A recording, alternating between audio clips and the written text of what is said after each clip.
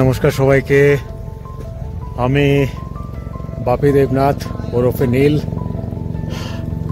আজকে 18 এপ্রিল 11:34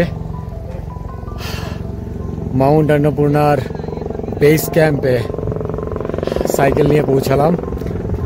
বর্তমানে ভারতের অবস্থান পুরো বিশ্বের মধ্যে তৃতীয়, অ্যান্ড আমার র্যাঙ্কিং গোটা বিশ্বের মধ্যে তৃতীয়, এবং প্রথম ভারতীয় সাইকেলিস্ট মাউন্ট অন্নপূর্ণা বেস ক্যাম্পে এসে পৌঁছালাম। আর বিশ্বের দ্বিতীয় বাঙালি। এই বছর 2025-এই দুটো রেকর্ড হয়েছিল মার্চ মাসে। প্রথমটা ইংল্যান্ডের একজন সাইকেলিস্ট এবং আরেকজন বাংলাদেশের, আর তৃতীয় স্থান আমাদের ভারতবর্ষের।